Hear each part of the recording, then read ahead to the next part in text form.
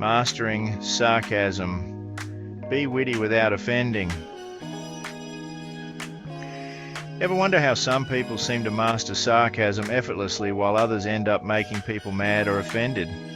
It's not easy, but when done right, sarcasm is a powerful tool to add humor and charisma to your personality.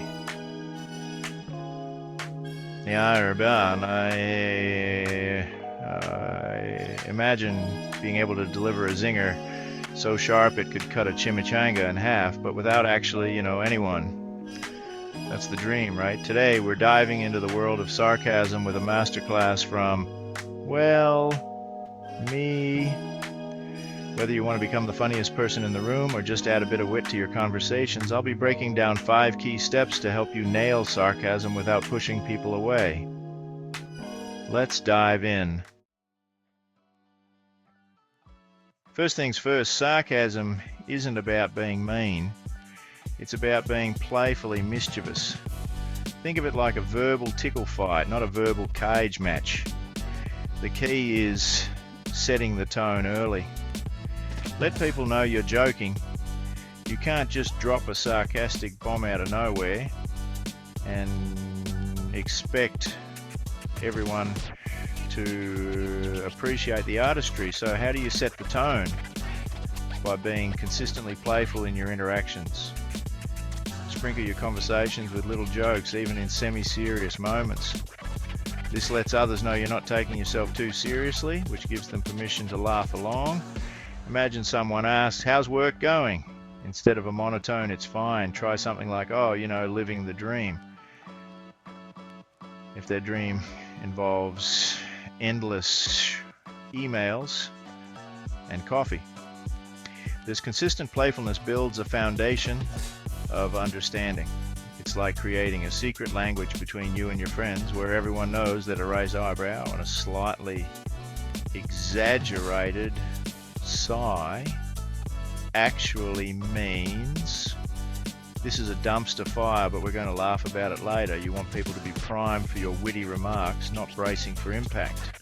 So lay the groundwork, build the rapport, and let the sarcasm flow like a perfectly poured chimichanga filling.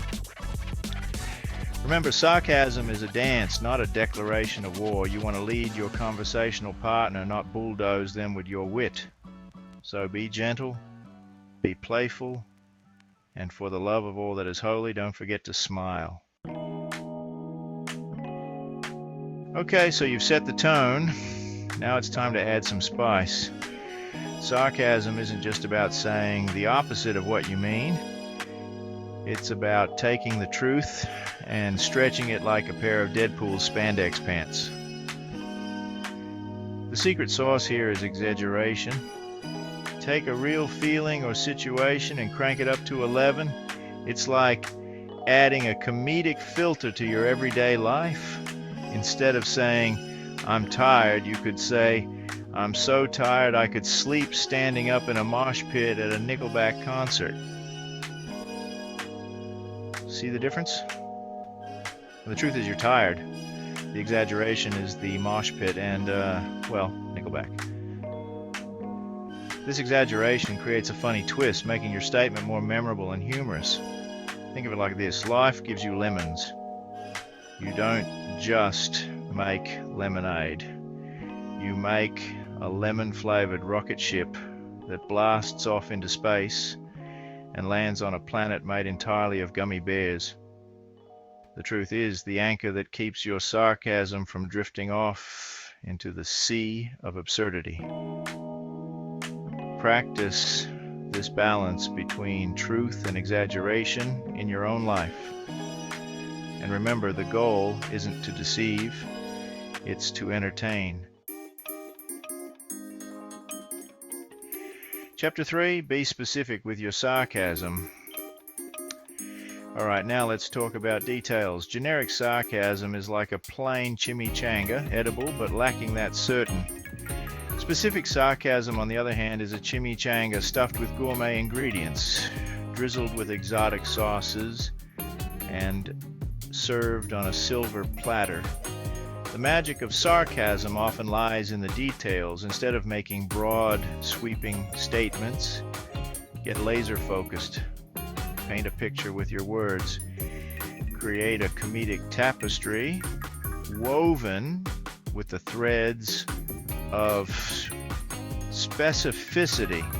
And instead of saying, I'm hungry, try something like, I'm so hungry I could eat a whole vending machine, snacks and all, followed by a 3-course meal at a 5-star restaurant, and then finish it off with a dessert buffet.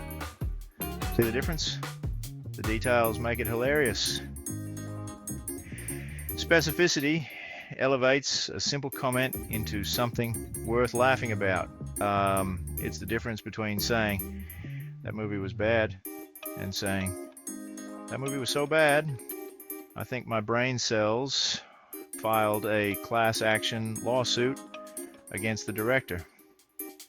Specificity also helps to avoid misinterpretations. The more precise you are with your sarcasm, the less likely it is that someone will take it the wrong way. So, next time you're tempted to deliver a generic sarcastic remark, take a moment to add some flavor. Chapter 4. Use self-deprecation. Alright, let's talk about the secret weapon of sarcasm, self-deprecation. This is where you become the comedic punching bag. You're the roast, the joke, the whole darn comedy show all rolled into one. Self-deprecating humor is like a superpower. It disarms people, makes you relatable, and shows you're confident enough to laugh at yourself. It's like wearing an invisibility cloak made of humility. If you trip over something, don't just ignore it. Say, oh, great, I'm nailing this walking thing today, huh? I should probably just start using a Segway, or maybe a unicycle, or maybe I should just stay home and communicate exclusively through carrier pigeons. This approach shows that you're not afraid to poke fun at yourself, and it often makes others feel comfortable around you. It's like saying, hey, I'm flawed just like you. Let's laugh about it together. Self-deprecation is also a great way to avoid offending others. By making yourself the target of your humor, you create a safe space where no one feels threatened. Now a word of caution. Self-deprecation should be used sparingly. Too much, and it can come across as insecure or attention-seeking. The key is to find a balance. Use self-deprecation to lighten the mood, to diffuse tension, to show that you don't take yourself too seriously, but don't overdo it. You don't want to become the comedic equivalent of a sad clown. So embrace the power of self-deprecation, laugh at your own foibles, make yourself the butt of the joke. Chapter 5. Keep it light and non-hurtful. Okay, final lesson, kids. Sarcasm is a powerful weapon, but with great power comes great responsibility. You need to wield it with care, with precision, and with a healthy dose of empathy. The key difference between being sarcastic and just plain mean is intention.